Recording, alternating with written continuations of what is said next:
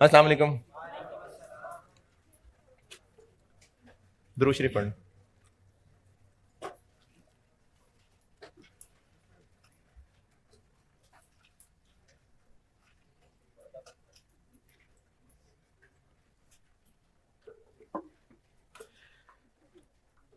कल मैंने एंड कहाँ किया था? कॉस्ट के मैंने कंपोनेंट्स नहीं बताए थे अभी। अच्छा ठीक है।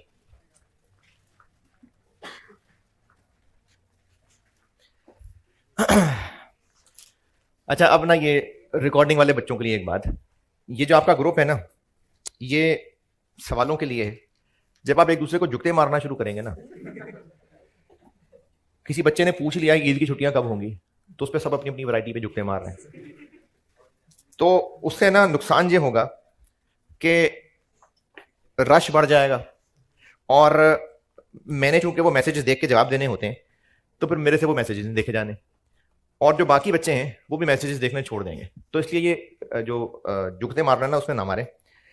दूसरी बात, जब कोई बच्चा सवाल पूछे और किसी दूसरे को उसका जवाब आता हो, तो जरूर जवाब दिया करें, जरूर मदद किया करें एक दूसरे की। तो मैं ना जवाब भी देख लेता हूँ, और जिसका जवाब सही होता है फिर मैं उसको ओके कर देता हूँ, जिसका नहीं सही होता मैं ठीक कर देता हूँ। तो इसलिए जुगते मार के रश ना मचाएं, एक दूसरे की मदद करनी है जरूर कर दें। और वॉइस मैसेज में मुझसे मत पूछना, मैं सिर्फ रिटर्न मैसेज का जवाब दूंगा, क्योंकि जितने आप लोग सवाल पूछ रहे होते हैं इनके जवाब ये मैं क्लास में साथ साथ दे रहा होता हूँ। तो रिटर्न मैसेज होगा तो जवाब दूंगा, वॉइस मैसेज मैं नहीं सुनूंगा उसमें। तो इसलिए वॉइस मैसेज में मत पूछना, रिटर्न मैसेज में पूछना।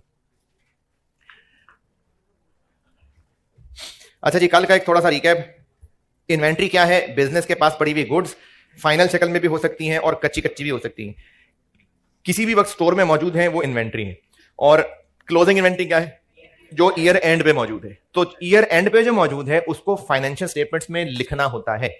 तो फिर किस अमाउंट पे लिखें? Value of inventory. क्या होगी वैल्यू? लोअर ऑफ कॉस्ट और एनआरवी।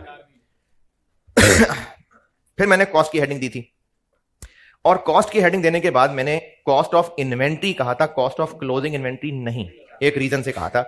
कॉस्ट ऑफ इन्वेंट्री क्या थी? कॉस्ट ऑफ इन्वेंट्री ये बताई थी कि वो इन्वेंट्री जो हमारे पास स्टोर में मौजूद है, जिस जगह जिस हालत में, वहां तक लाने के लिए जो खर्चा होगा होगा हुआ था पास्ट, वो सब उसकी कॉस्ट में शामिल होगा।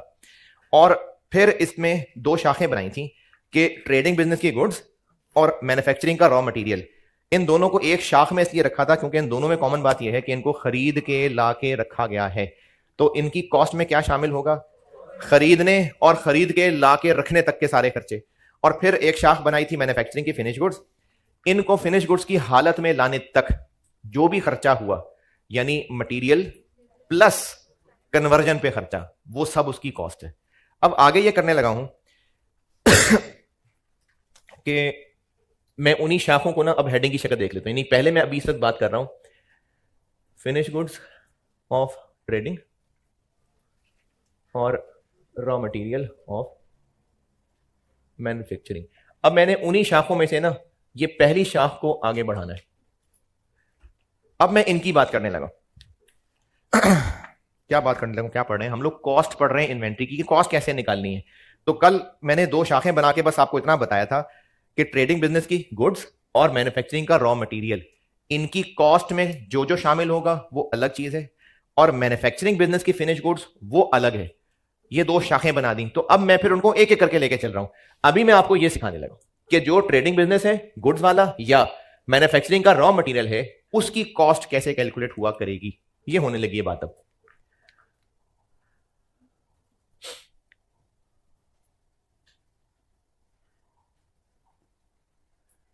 क्या मतलब कंपोनेंट्स ऑफ कॉस्ट? क्या क्या खर्चे शामिल हो के कॉस्ट बनेगी। और ये जो भी लिस्ट यहां बनाऊंगा वो जस्ट एग्जाम्पल्स हैं। कॉन्सेप्ट क्या है? जो कल अंग्रेजी लिखी थी, क्या वो सारे खर्चे जो लोकेशन कंडीशन तक लाने में लगेंगे, कॉन्सेप्ट वो है। बस ये मैं मिसालें बता रहा हूं। चलें एक मिसाल ले लेते हैं। हमने गुड्स इंपोर्ट की हैं, तो शुरू से शुरू करते हैं। क्या क्या खर्चे होंगे? परचेज, जिससे खरीदी है उसको जितने की खरीदी है वो पैसे देने होंगे, तो उसको मैं परचेज प्राइस कह लेता हूं।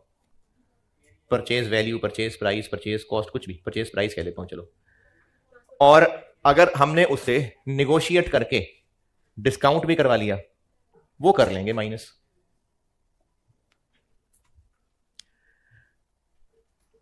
फिर जब चीज खरीद रहे होंगे तो गवर्नमेंट वाले भी आ जाएंगे हमसे पैसे लेने, तो इसके ऊपर हमें कुछ टैक्सेस देने पड़ेंगे, और भी वो टैक्सेस जिनकी कल को वापसी नहीं होनी, नॉन रिफंडेबल टैक्सेस और ड्यूटीज। और अगर इंपोर्ट थी तो उसमें ना एलसी भी इस्तेमाल होती है, letter of credit, LC charges लग गए। फिर इनको लेके आना है, ट्रांसपोर्टेशन, शिपिंग भी कह सकते हैं, ट्रांसपोर्टेशन कॉस्ट हो गई। फिर रास्ते में लेके आना है, समुंदर है या हवाई रास्ते से लाना है तो इंश्योरेंस भी करानी पड़ेगी, ट्रांजिट इंश्योरेंस हो गई। हैंडलिंग कॉस्ट हो गई, रास्ते में इनको तरीके से लेके चलना। चलें, चीजें जहाज पे आ गई और जहाज सीधा हमारी फैक्ट्री में लैंड कर गया, है ना, सीधा फैक्ट्री में लैंड किया, आ गया, पोर्ट पे आएगा, वहां गवर्नमेंट को हमें फिर से कुछ ड्यूटीज टैक्सेस देने पड़ेंगे। फिर हो सकता है किसी एजेंट के जरिए हमें कुछ क्लियरिंग करवानी पड़े। हो गई क्लियर। अब चीजों को उठा के हम अपने स्टोर तक ले आए, फिर से वही ट्रांसपोर्टेशन। और ये 5-6 मिसालें देने के बाद वही अंग्रेजी फिर से लिख देता हूं, all other directly attributable costs incurred in bringing the asset to its present location and condition।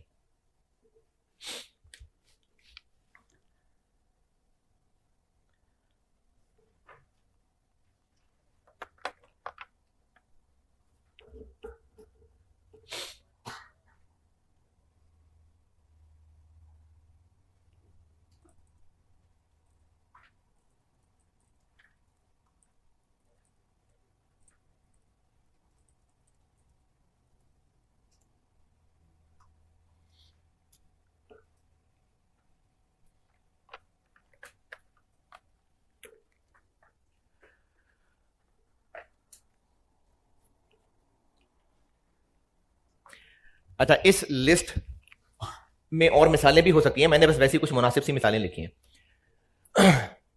कुछ ऐसी चीजें भी हैं जो हो शायद इसके खर्चे ही रहे हों लेकिन उनको शामिल नहीं करना, तो इसको मैं कह देता हूं कॉस्ट डज नॉट इंक्लूड। ये भी अगेन मिसालें ही हैं।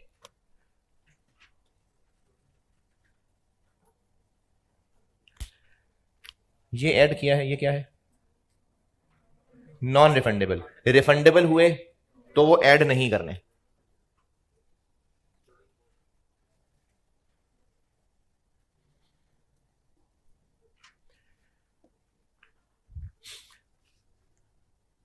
रास्ते की इंश्योरेंस ऐड होगी, हैंडलिंग खर्चे को आप समझ लें, लोड करना, अनलोड करना, ये सब शामिल होगा। लेकिन एक बार स्टोर में लाके रख लिया तो स्टोर में आने के बाद स्टोरेज कॉस्ट ये नहीं ऐड होगी। है इंपॉर्टेंट है तो इंपॉर्टेंट है तभी स्टोर कर रहे होंगे, सड़क पे तो नहीं रख सकते, तो इसीलिए तो स्टोर कर रहे होंगे ना वो। अच्छा, हम इस वक्त कौन सी इन्वेंट्री की बात कर रहे हैं, इनकी। ट्रेडिंग बिजनेस है तो उसकी गुड्स ही होती हैं बस, मैन्युफैक्चरिंग है तो रॉ मटेरियल की बात कर रहे हैं। इनकी कॉस्ट कैलकुलेट करते हुए फुल स्टॉप कब लगना है, जब स्टोर तक पहुंच जाएं।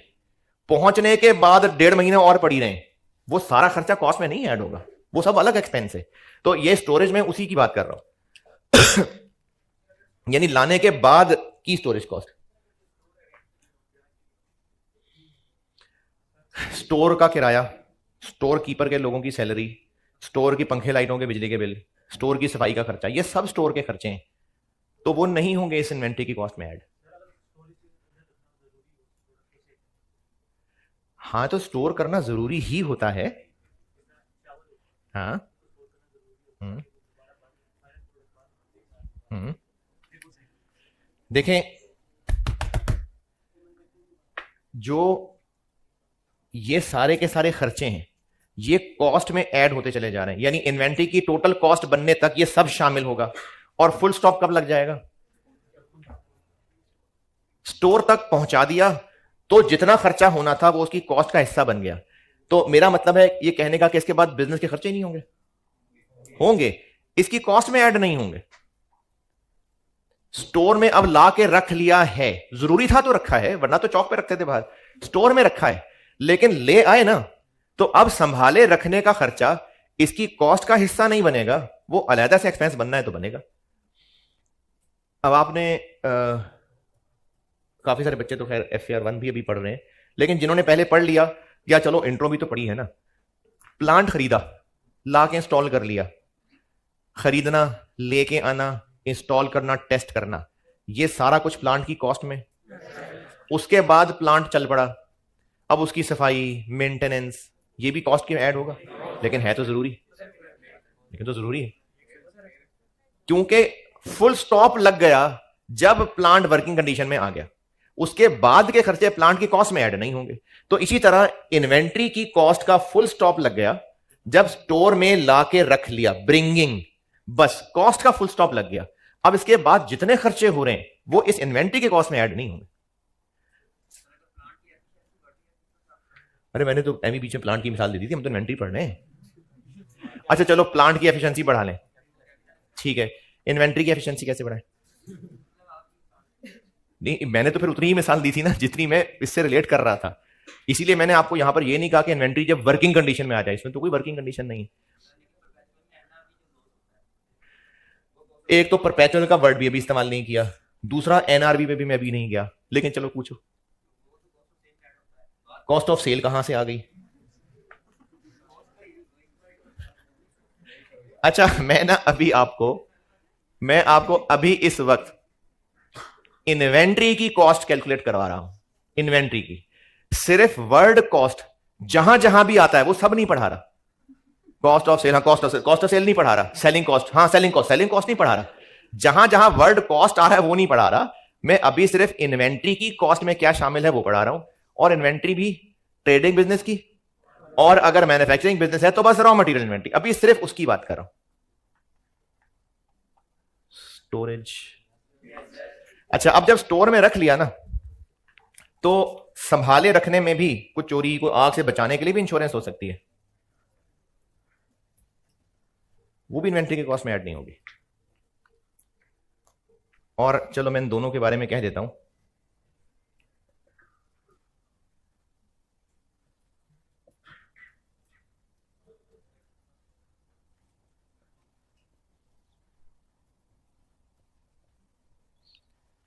ये खर्चे चूंकि स्टोर तक लाने के बाद हो रहे हैं इसलिए इनको कॉस्ट में शामिल नहीं करना, फुल स्टॉप लग गया हुआ था। ये वो वाले खर्चे हैं। ये कौन सा है? ये तो रास्ते की इंश्योरेंस है, ये खर्चा ऐड होगा। इसी तरह से अगर किसी एक खास स्पेशल व्हीकल में लाना होता, जैसे कुछ मेडिसिन हैं उनको एक खास टेम्परेचर में ही कैरी करना होता है, तो अगर उनको लेके आने में वो एक खास किस्म की गाड़ी चाहिए होती, वो भी कॉस्ट में ऐड होता। उसको मैंने हैंडलिंग चार्जेस कह दिया। लेकिन स्टोर में पहुंच गया, अब स्टोर में लाने के बाद उन दवाइयों को फिर फ्रिज में ही रखना है, तो अब फ्रिज की बिजली का बिल दवाइयों के कॉस्ट में ऐड होने लग जाएगा? नहीं, क्योंकि ब्रिंग कर लेने के बाद फुल स्टॉप लग गया।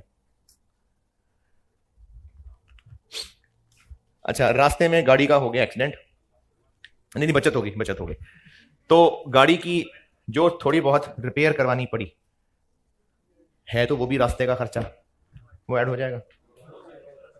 है इंश्योरेंस करवाई है, इंश्योरेंस वाले कह रहे हैं कि ये मन नहीं हम मानते, ये तो आपने जान के किया। हाँ जी, अच्छा चलो इंश्योरेंस नहीं है फिर, तो वो रास्ते का खर्चा इन्वेंट्री की कॉस्ट में ऐड होगा। है नॉर्मल खर्चा नहीं है, एबनॉर्मल खर्चे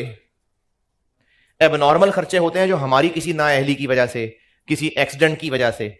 अच्छा, मैंने एबनॉर्मल लॉस नहीं लिखा, वो एक अलग कॉन्सेप्ट है। एबनॉर्मल कॉस्ट लिखी है, यानी वो खर्चा जो नॉर्मल नहीं है। तो नॉर्मल कौन सा होता है? जो एबनॉर्मल नहीं है। जो देखें इन चीजों को खरीद के लेके आना जो नॉर्मल प्रोसीजर है, उसमें जो खर्चे होते ही होते हैं, बस वो नॉर्मल कॉस्ट है। लेकिन एक्सीडेंट हो गया, कोई चलान हो गया, ये उन चीजों का लेके आने के प्रोसीजर का रूटीन हिस्सा नहीं है, उनको कह रहा हूं मैं एबनॉर्मल कॉस्ट। यानी कोई पेनल्टी पड़ गई, कोई लॉस ड्यू टू एक्सीडेंट हो गया, तो अपनी किसी नाअहली की वजह से, किसी हादसे की वजह से जो खर्चा होता है वो एबनॉर्मल है, उसको नहीं करना शामिल।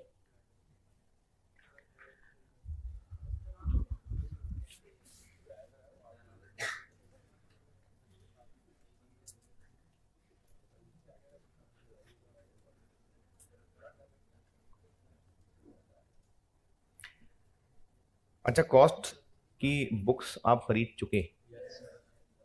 कॉस्ट की बुक कही थी मैंने, जो 5 अप्रैल का इंतजार कर भी रहे हैं। 5 अप्रैल ना, 5 अप्रैल को है ना? हाँ, तो जो 5 अप्रैल का भी इंतजार कर रहे हैं, अभी नहीं खरीदी, तो वो लाइन में कम से कम एक बुक हो, शेयर कर लें। तो आप बुक में आए।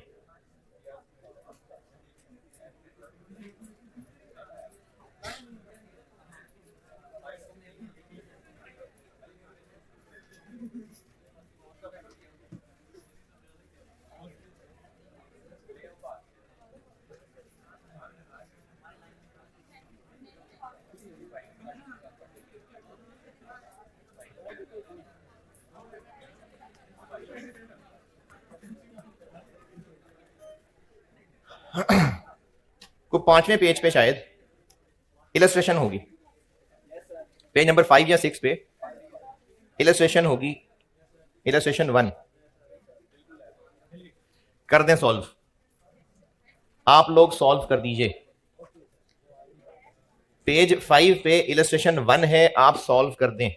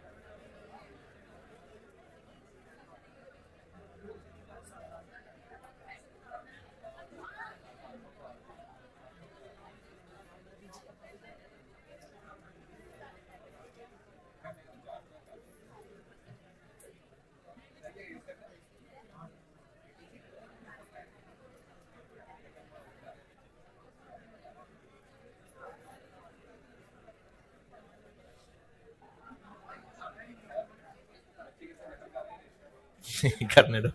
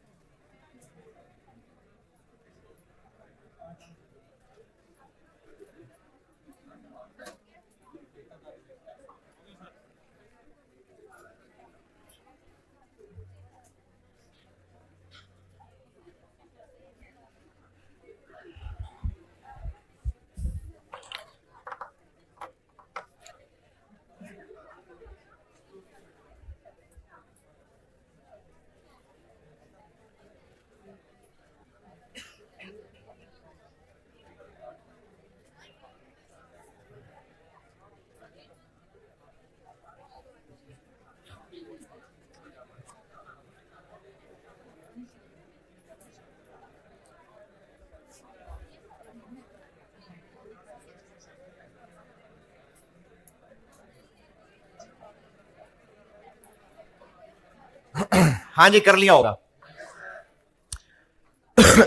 पहला साल है और इस पहले साल में 30,000 यूनिट्स सारे के सारे इकट्ठे ही मंगवाए। इंपोर्टेड इन वन लॉट का मतलब है कि एक ही बार में मंगवाए। तो ये जो खर्चे हैं ये सारे इन्हीं से ही रिलेटेड होंगे। फिर तो इनमें जो जो खर्चे आए,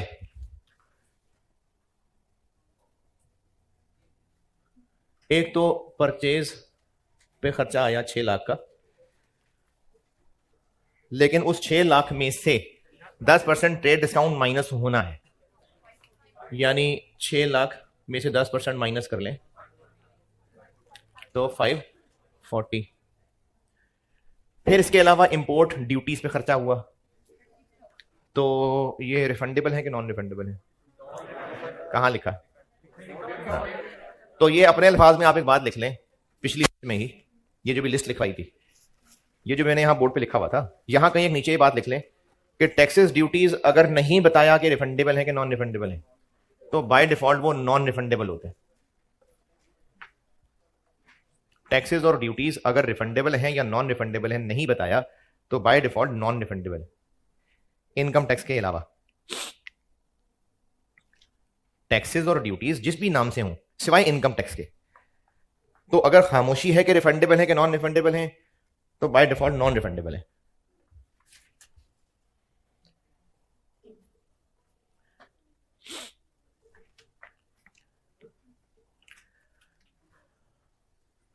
इनकम टैक्स हमेशा रिफंडेबल होता है, हमेशा एडजस्टेबल होता है।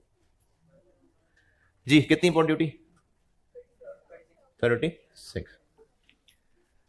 रिफंडेबल सेल्स टैक्स नहीं होगा ऐड। एलसी चार्जेस कितने? 24,000। फ्रेट चार्जेस, ये फ्रेट ट्रांसपोर्टेशन टाइप चीज ही होती है। कितने? 1,20,000। आगे क्लियरिंग चार्जेस होगा ऐड, कितने? 60,000।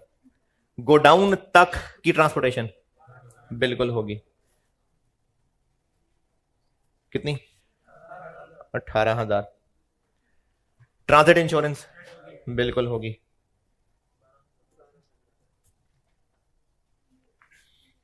12,000।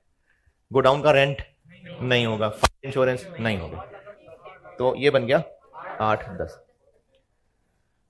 30,000 यूनिट्स हमने खरीद के लाने में टोटल इतने खर्चे किए। पूछा यह है कि इनमें से ईयर एंड पे 2800 यूनिट्स बचे हुए हैं, तो उन 2800 की कॉस्ट कितनी है? तो ये कितनी है? ये 810 डिवाइडेड बाय 30, 27। और जो हमारे पास ईयर एंड पे बचे रह गए 2800 इंटू 27, कितने? 756। इसमें बताएं भाई, एतराज तकलीफ को बुरा लगाओ किसी को? जी किधर है, कौन है? मुझसे पूछ रहे हैं वैसे ही बोल रहे हैं? अच्छा वैसे ही।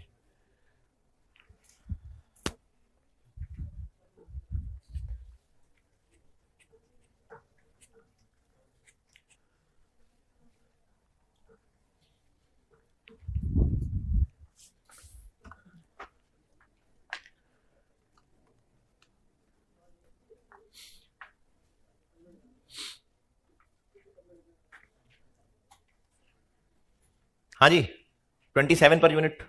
ओके सारे।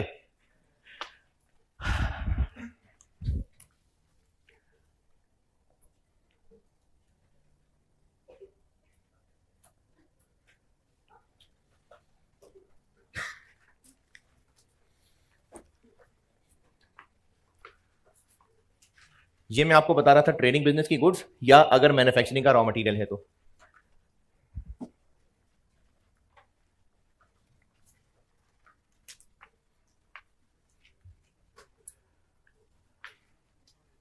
अब बता रहा हूं अगर मैन्युफैक्चरिंग बिजनेस है तो, और उसकी फिनिश गुड्स इन्वेंट्री। अच्छा, इससे ऊपर क्या बताया मैंने, मतलब ये मैंने दो हेडिंग बना दी, ऊपर चल क्या रहा है? इन्वेंट्री की कॉस्ट। इन्वेंट्री की कॉस्ट पढ़ा रहा हूं कि वो कैसे कैलकुलेट होती है। तो ट्रेडिंग बिजनेस की गुड्स या मैन्युफैक्चरिंग बिजनेस के रॉ मटेरियल की कॉस्ट कैलकुलेट करनी हो तो क्या क्या शामिल है? खरीदने से लेके स्टोर में लाने, नहीं बेचने तक नहीं, स्टोर में लाने तक के सारे खर्चे। लिस्ट भी बता दी, एक सवाल भी करा दिया। अब बता रहा हूं कि अगर मैन्युफैक्चरिंग बिजनेस की फिनिश गुड्स हैं तो इसके कॉस्ट के कंपोनेंट्स हैं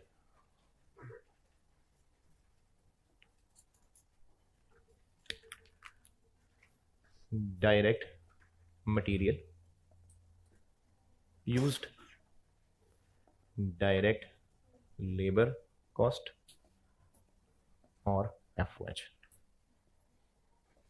तो फिनिश्ड गुड्स मैन्युफैक्चरिंग बिजनेस की कॉस्ट में तीन चीजें शामिल होंगी। कितनी कॉस्ट वाला मटेरियल इस्तेमाल हुआ, लेबर कॉस्ट कितनी लगी, एफओएच कितनी लगी।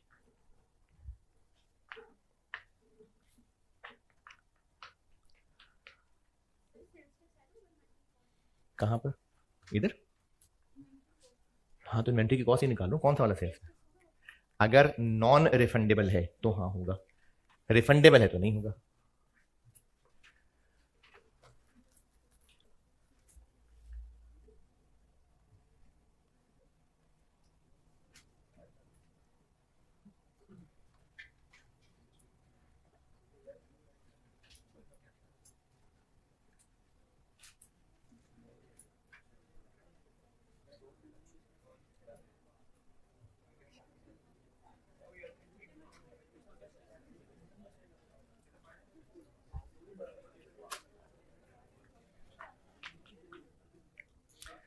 सवाल लिखें, सवाल लिखें।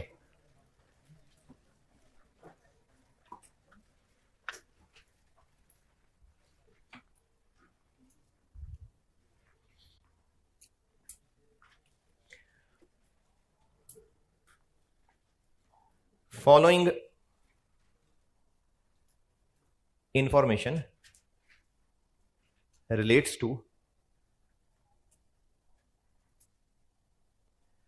production of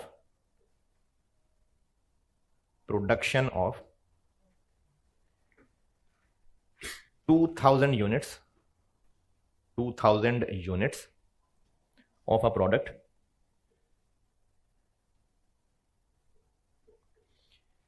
in first batch. जब गुड्स बनती होंगी तो अगर पूरे साल में 40,000 यूनिट्स बना रहे हैं तो एक वक्त में सारी थोड़ी बन जाएंगे, थोड़े थोड़े करके बनेंगे, तो वो एक बैच है। तो मैं आपको अभी जो डाटा बता रहा हूं वो एक बैच में खर्चे आए थे, कितने यूनिट्स बनाए उनमें? 2000। अब वो फॉलोइंग खर्चा है।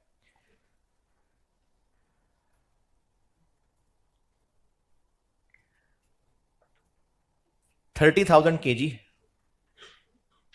30,000 kg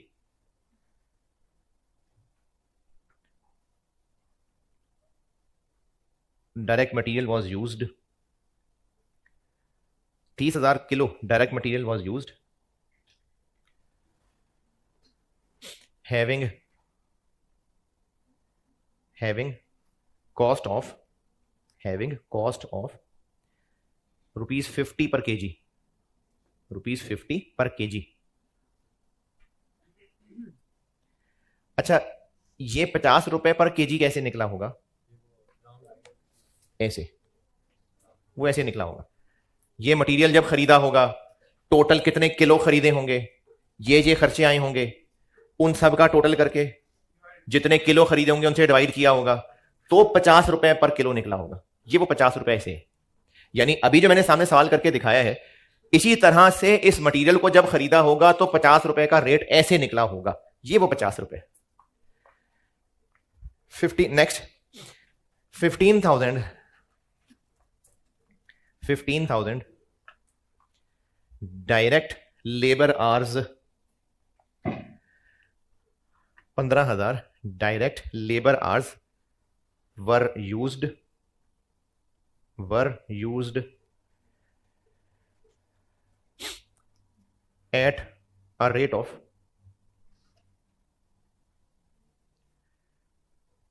₹200 per hour, ₹200 per hour. यानी ये जो लेबर हायर किए गए थे इस काम के लिए, उनका वेज रेट ₹200 पर आवर था। 15,000 घंटे लगे।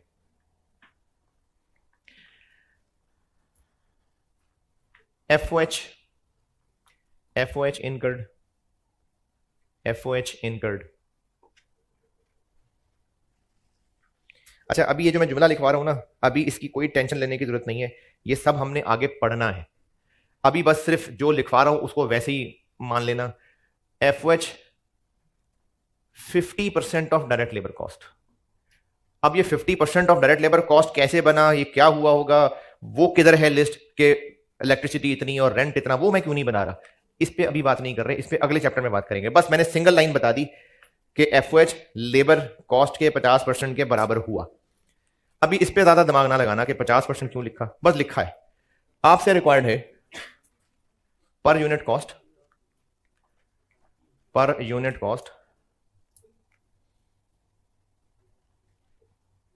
ये जो 2000 यूनिट्स बनाए हैं इनकी पर यूनिट कॉस्ट निकाल दें। 3000 बनाए, 3000 बनाए, 2000 बनाए। अच्छा, ये जो इस बैच में 2000 यूनिट्स बनाए हैं फिनिश गुड्स के, उनकी पर यूनिट कॉस्ट कैलकुलेट कर दें। आपसे रिक्वायर्ड है per unit cost of product. ये जो 2000 यूनिट्स बनाए हैं ना, जिसके ये सारे खर्चे हैं, उनकी पर यूनिट कॉस्ट कैलकुलेट कर दीजिए।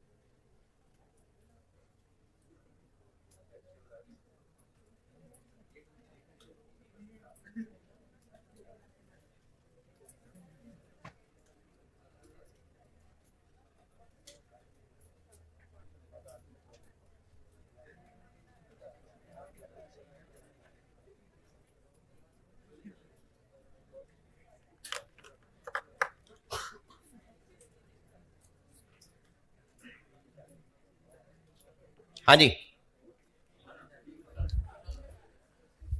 इन 2000 यूनिट्स को बनाने के लिए मटेरियल लगा 30,000 किलो, 50 का एक, 15 लाख। डायरेक्ट लेबर लगी 15,000 घंटे, 200 का एक, और एफ लगी इसका आधा,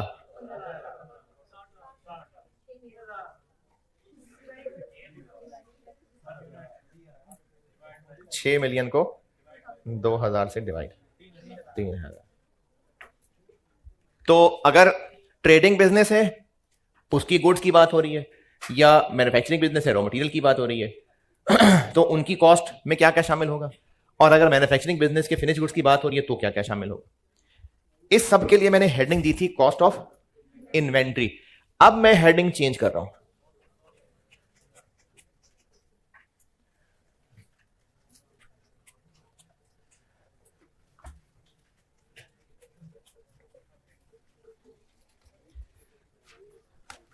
इनफैक्ट ये जो मैं अब बताने लगा हूं ना, असल यही था, इसकी तैयारी के लिए ये सब बताया था। यानी अब मैं इस बात को पूरा कर रहा हूं कि ये सब बताया क्यों था। तो कॉस्ट ऑफ क्लोजिंग इन्वेंट्री, अब ये बताने लगा हूं।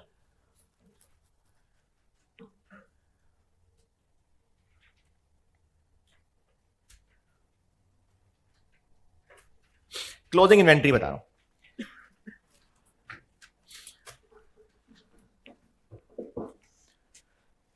इसको मैंने अलग हेडिंग सिर्फ इसलिए बनाया है कि इलस्ट्रेशन 1 में अभी जो किताब से देख के किया था, रिक्वायर्ड क्या था, तो वो तो मैंने हेडिंग ही अब दी है, वो सवाल एम ही करवा दिया आपसे। हाँ जी, एनआर भी नहीं थी। अच्छा, हाँ जी,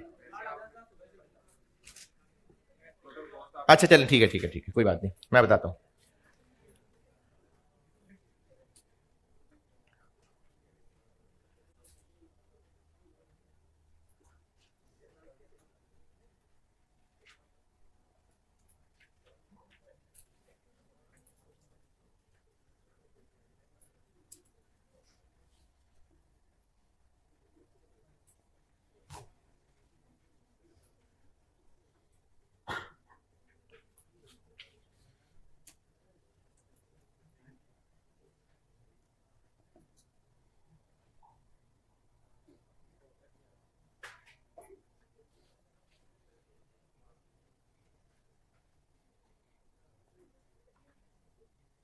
अच्छा, इस मुश्किल सी अंग्रेजी का मतलब यह है कि अगर कोई बिजनेस यूज्ड चीजें बेचता है, यूज्ड मोबाइल बेचता है, यूज्ड फर्नीचर बेचता है, यूज्ड गाड़ियां बेचता है, तो हर आइटम स्टॉक में पड़ी हुई एक जैसी होगी, डिफरेंट होगी।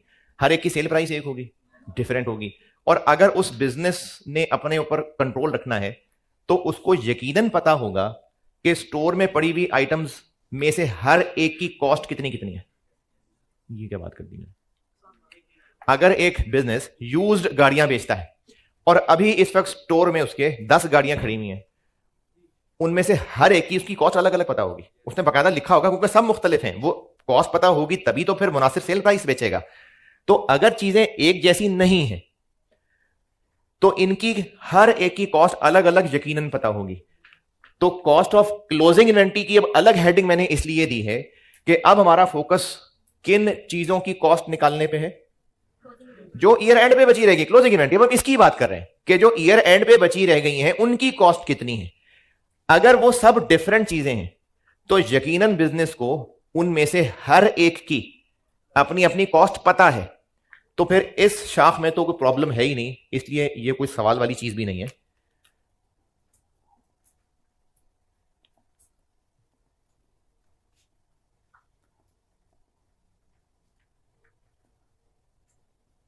हर एक की कॉस्ट स्पेसिफिकली पता होगी, यकीनन पता होगी, तो ये कोई एग्जामिनेबल चीज भी ना हुई।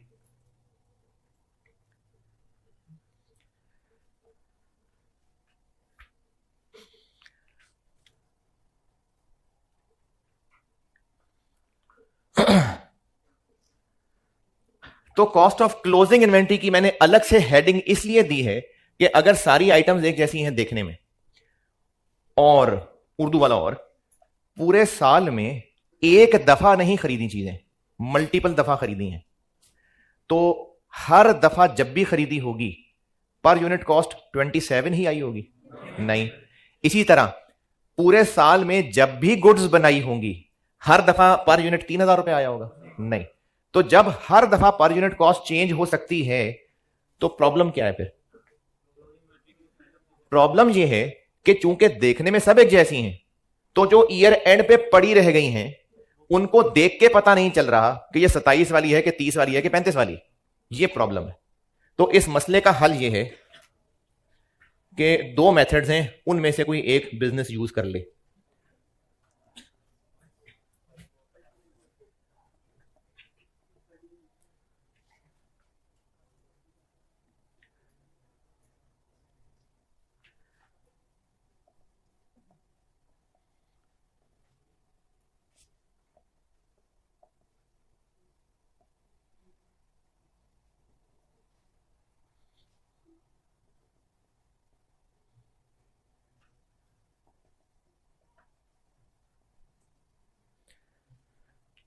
चूंकि आइटम्स एक जैसी हैं और कॉस्ट पर यूनिट डिफरेंट थी डिफरेंट ट्रांजैक्शन में,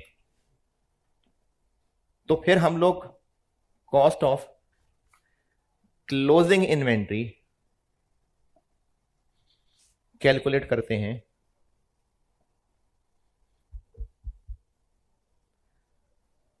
यूजिंग या तो फाइफो मेथड या फिर एवको मेथड।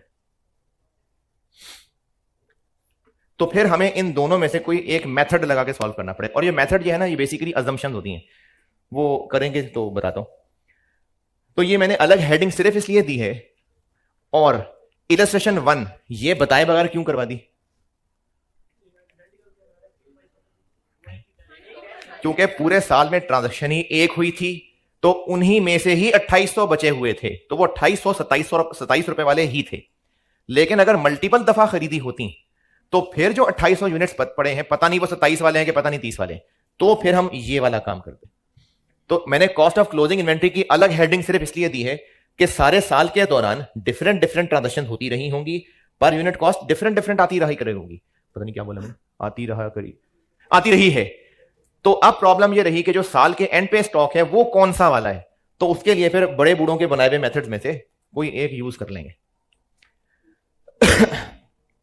तो अब मैं आपको फाइफो और एवको की कैलकुलेशन सिखाता हूं, और ये आपने बड़ी तसल्ली से की हुई है, इंट्रो टू अकाउंटिंग में पढ़ा हुआ है, इसलिए मैं आपको बस एक सादा सवाल और एक थोड़ा सा रिटर्न्स डाल के, बस बहुत है। इतना टाइम नहीं है कि हम ये कितने सवाल किए थे इंट्रो में? सवाल ही नहीं किए थे। अरे एमसीक्यू से तो छोटी छोटी कैलकुलेशन दी थी ना, तो बहुत सारे थे ना? नहीं, हाँ बहुत सारे थे ना, तो उन बहुत सारों का टाइम नहीं है, बस एक दो कराऊंगा बस।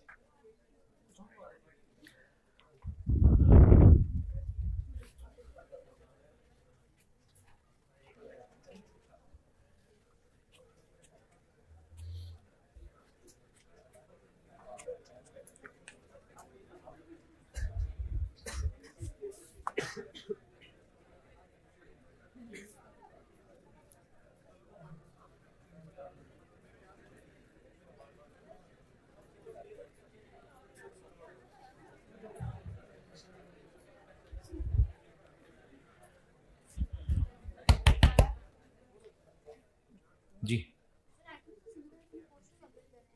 आइटम्स क्या कॉस्ट क्यों कैलकुलेट कर रहे हैं? कहां रेट चल रहा है?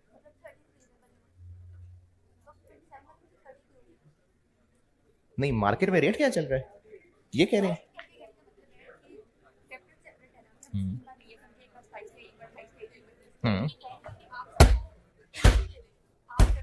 क्योंकि हम कॉस्ट कैलकुलेट कर रहे हैं, और कॉस्ट ये है कि हमें कितना खर्चा पड़ा था, हिस्टोरिक चीज है, तो हम तो वही लेंगे जितना हमें एक्चुअली पड़ा था, क्योंकि हम कर ही कॉस्ट कैलकुलेट रहे हैं।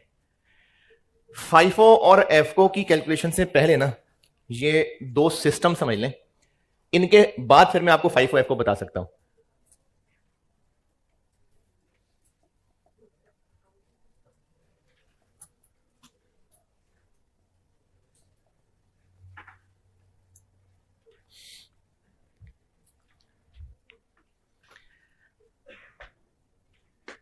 अच्छा, आप ना जरा थोड़ा पहले नोट्स का फ्लो समझे कि मैंने पढ़ाना शुरू क्या किया है। मैंने आपको जब एक बड़ी सी कॉस्ट की हेडिंग दे दी ना, तो अब सारा कुछ हम कॉस्ट ही पढ़ रहे हैं, और मैं डायरेक्टली ये ही बता देता, लेकिन मैंने आपको यहां लाने से पहले कॉस्ट होती कैसे कैलकुलेट है ये बताइए। ट्रेडिंग का भी सवाल करा दिया, मैन्युफैक्चरिंग का भी सवाल करा दिया, अब वो सब मैंने इसके लिए बताया था। अब मैं आपको कॉस्ट की कैलकुलेशन ही सिखाने लगा हूं। कभी मैं आपको FIFO F को ट्रेडिंग बिजनेस के हवाले से बता रहा हूं, कभी मैन्युफैक्चरिंग के हवाले से बता रहा हूं। यानी अब जो भी डिस्कशन ऑनवर्ड चलने लगी है वो इन्वेंट्री यानी क्लोजिंग इन्वेंट्री की कॉस्ट ही कैलकुलेट करने लगे हैं। यानी बड़ी हेडिंग वो कॉस्ट ही चल रही है आगे। बस बीच में सिर्फ ये दो नाम इंट्रोड्यूस करवा रहा हूं क्योंकि इनको समझ के ही हम ये पढ़ सकते हैं। एक होता है पीरियोडिक सिस्टम, ये भी पढ़ा होगा, और एक होता है परपेचुअल सिस्टम। इन दोनों में फर्क क्या है यह समझाने के लिए बड़ी आसान सी मिसाल कि अगर आपने किसी मेडिकल स्टोर से कोई दवाई खरीदी हो कभी, और छोटे मोटे जो गलियों में स्टोर होते हैं आम मोहल्ले के बाजारों में, उससे अगर कोई मेडिसिन मांगी है तो वो फौरन नहीं बता सकता कि है या नहीं है, उसको जाके शेल्फ चेक करना पड़ेगा। फिजिकली पड़ी होंगी तो देख के बता देगा पड़ी हुई है, नहीं तो माजरत। कुछ दुकानें मेडिकल स्टोर ऐसे होंगे कि जो वहीं काउंटर पे बैठे बैठे कंप्यूटर में दवाई का नाम डालेगा और उसके पास कंप्यूटर स्क्रीन पे ही आ जाएगा कि कितनी पत्तियां, पत्ते या गोलियां, पैकेट जितने पड़े हुए हैं। उसको कैसे पता चल रहा है? क्योंकि उसने रिकॉर्ड अपडेटेड मेंटेन किया हुआ है। तो पीरियोडिक सिस्टम होता है जिसमें इन्वेंट्री ट्रांजैक्शंस साथ साथ रिकॉर्ड नहीं हो रही होती।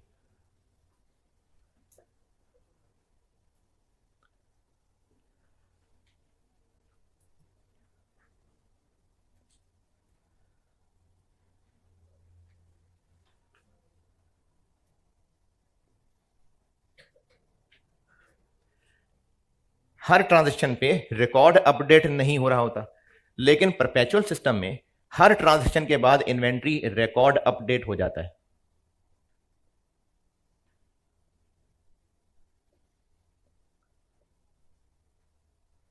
हर ट्रांजैक्शन के बाद रिकॉर्ड अपडेट हो जाएगा। अच्छा, जब रिकॉर्ड अपडेट ही नहीं हो रहा तो यह कैसे पता चलेगा कि कितनी क्वांटिटी क्लोजिंग पड़ी हुई है? फिजिकल काउंट करना पड़ेगा।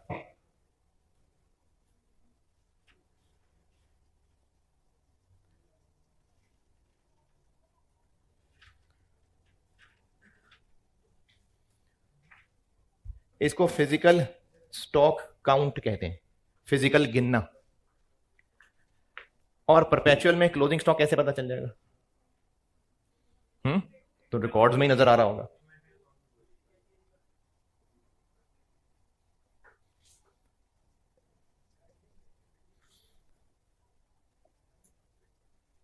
ये रिकॉर्ड्स में ही अवेलेबल है, यानी रिकॉर्ड्स में ही पता चल रहा है कि कितना बैलेंस रहता है। तो परपेचुअल सिस्टम होता है जिसमें हर ट्रांजैक्शन के बाद इन्वेंट्री बैलेंस अपडेट हो रहा होता है, इसलिए क्लोजिंग स्टॉक रिकॉर्ड्स से ही पता चल जाता है। लेकिन पीरियोडिक सिस्टम में इन्वेंट्री रिकॉर्ड अपडेट नहीं हो रहे होते और क्लोजिंग स्टॉक गिनने से ही पता लगता है।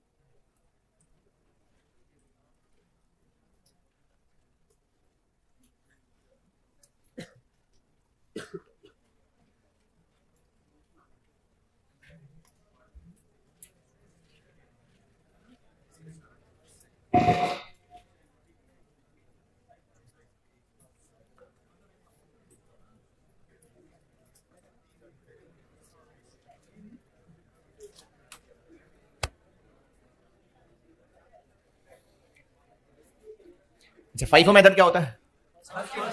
First in first out. होता क्या है?